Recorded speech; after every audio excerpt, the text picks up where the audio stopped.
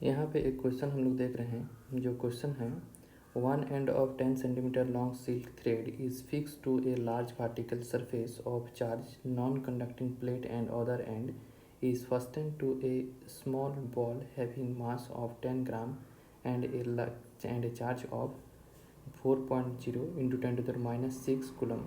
In equilibrium, the thread makes an angle of 60 degree with the particles. Find करना है कि find the surface charge density on the plate, find the tension on the string in the equilibrium position, suppose ball pushed aside and released, find the time period of oscillation in this question.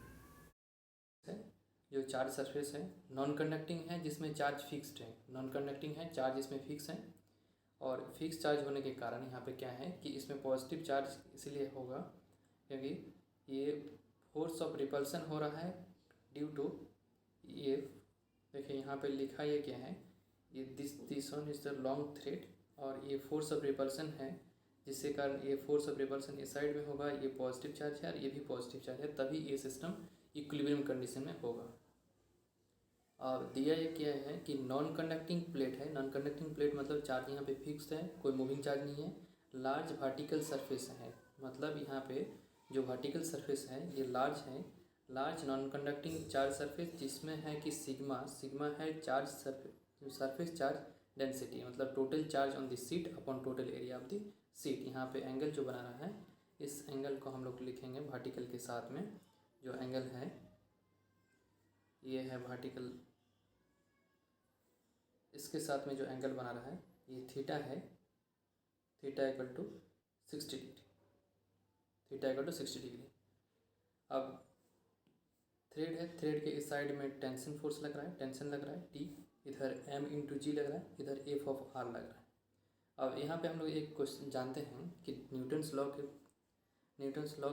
कारण force होगा तो उसका reactive force भी होगा, और दूसरा बात है कि कूलम्स लॉ के अकॉर्डिंग देखते हैं कि 2 पॉइंट डिस्ट्रिक्ट चार्ज में जो फोर्स लगता है वो पॉइंट चार्ज में लगता है, अलग अलग डिस्ट्रिक्ट चार्ज होता है। लेकिन यहाँ पे क्या है कि इसमें एक चार्ज क्यू चार्ज है, ये वाला क्यू चार्ज है, और यहाँ पे इनफाइनाइट चार्ज सीट है, तो यहाँ पे कूलम्स लॉ लग नहीं सकता है। तब क्या फोर्स लगेगा, जो फोर्स लगेगा F of R repulsive force होगा, इसको हम लोग लिखेंगे सिग्मा इंटू ई। अब ई मतलब हो रहा है कि electric field due to infinite charge sheet, E equal to इसका जो मैग्नीट्यूड होगा sigma upon 2 epsilon nought, therefore force of repulsion F of R equal to हो जाएगा क्यू, ये है Q E, Q sigma upon 2 epsilon nought. इसको हम लोग रिजॉल्व कर रहे हैं, दो फैक्टर हैं,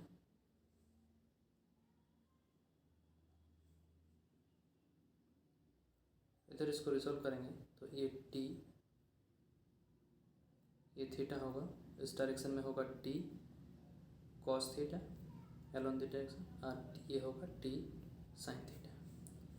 तो हम लोग लिखेंगे इक्विलिब्रियम के लिए T cos theta equal to M into G, और T sine theta equal to हो जाएगा, यहाँ पे T sine theta equal to हो जाएगा एफ ऑफ आर।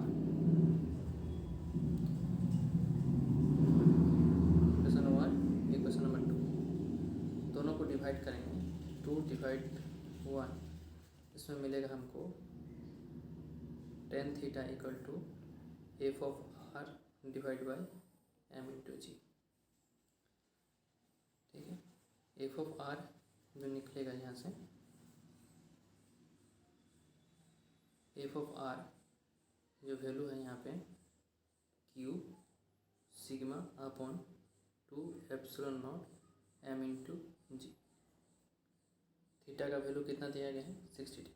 अब निकालना क्या है यहाँ पे देखते हैं, निकालना ये है कि find the surface charge density on the plate, find the tension on the string, suppose ball pushed aside and release, pushed aside मतलब इसको इस डायरेक्शन में लेके आए हैं, इस डायरेक्शन में, and find the time period of oscillation. देखिए इधर जब इस डायरेक्शन में हम लोग मूव करेंगे इस बॉल को, तो ये बॉल फिक्स्ड नहीं होगा, मतलब एट्रैक्शन नहीं होगा, एट्रैक्शन फोर्स नहीं लगेगा इसमें सीट में, देयरफॉर यहाँ पे क्या हो जाएगा, फोर्स ऑफ रिपल्सन के कारण ये बॉल ऑक्सीलेट करते रहेगा। तो पहला पॉइंट से हम लोग देखेंगे, यहाँ से सिग्मा अगर निकालते हैं तो सिग्मा इक्वल टू हो जाएगा टेन थीटा, पहला ऑप्शन में tan theta to epsilon not M into G upon Q. यहाँ पे 1060 डिग्री पुट करेंगे, यहाँ पे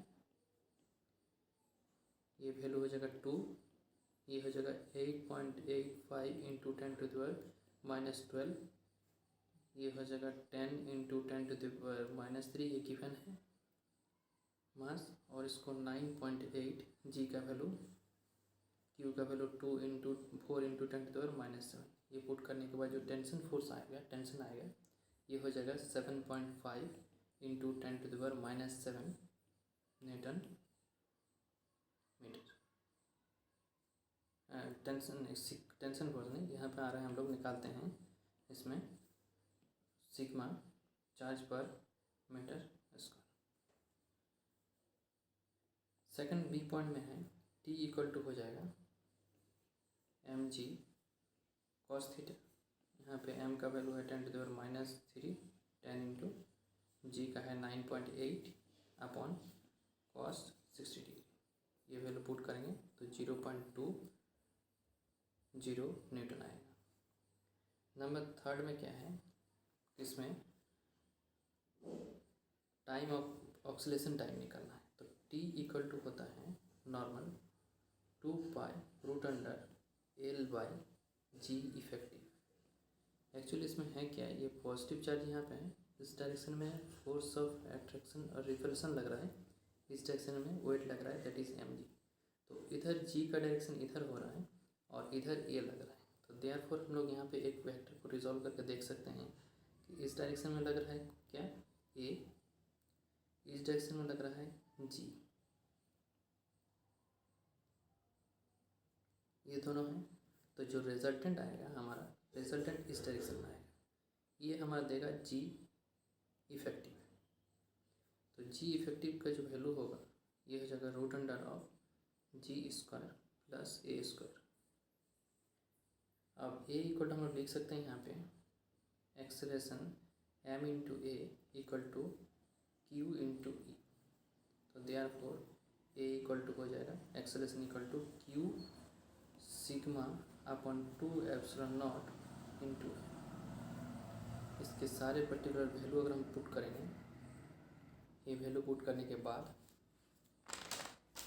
जितना वैल्यू है इसमें पुट करने के बाद आएगा, ये हो जाएगा 4 into 10⁻⁻6 into 7.5 into 10⁻⁻7 upon 2 into 8.85 into 10⁻⁻12 into 10⁻⁻3, ये पुट करने के बाद आएगा हमारा,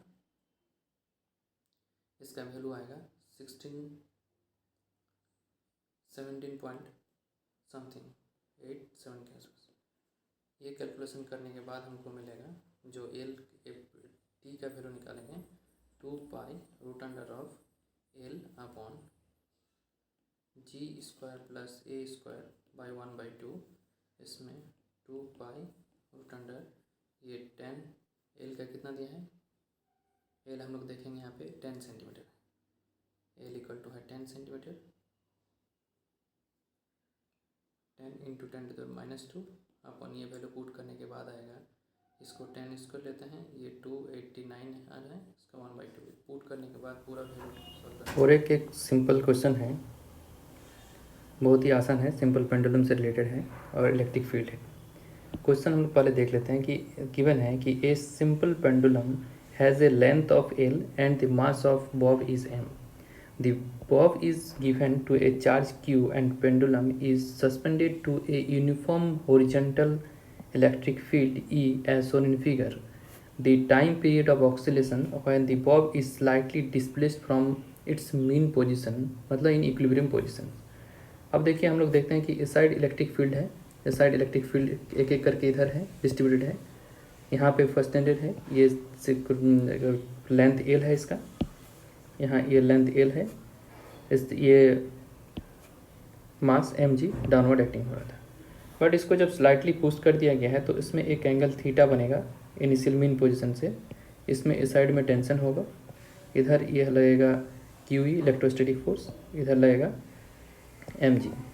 अब देखिए दो वेक्टर एक इस डायरेक्शन में एक इस डायरेक्शन में है, तो इस तरह से हम लोग वेक्टर को रीलोकेट कर सकते हैं। इधर mg लगेगा, इधर QE लग रहा है, इधर इस साइड में रिजल्टेंट फोर्स लगेगा।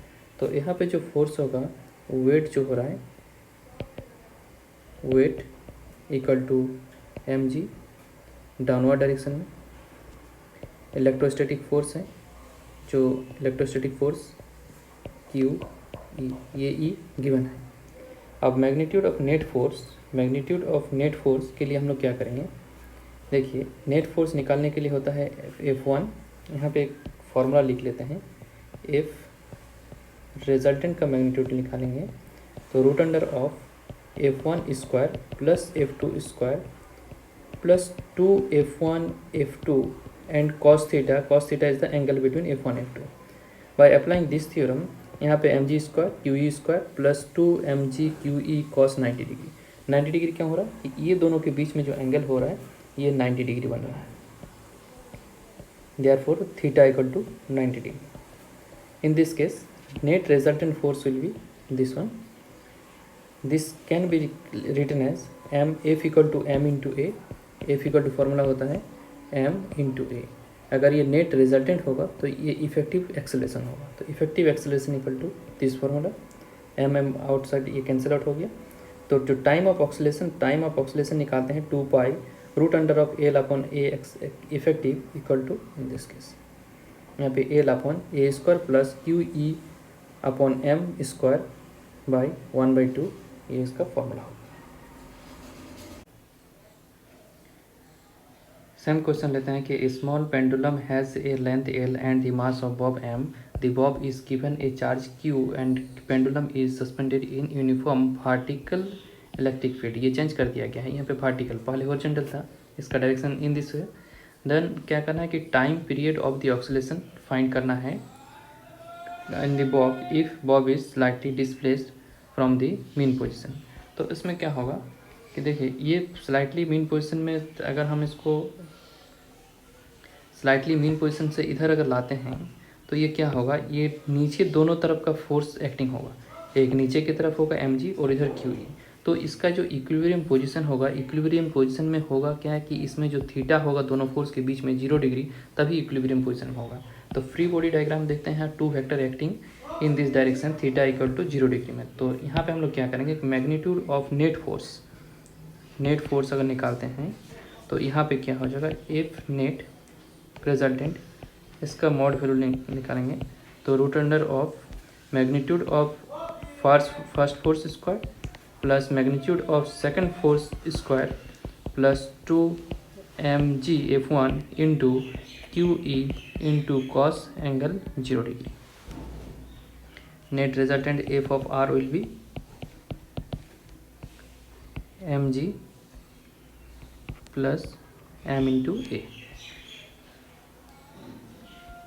In this case m into a effective will be mg plus a, or here QE can be written as here QE।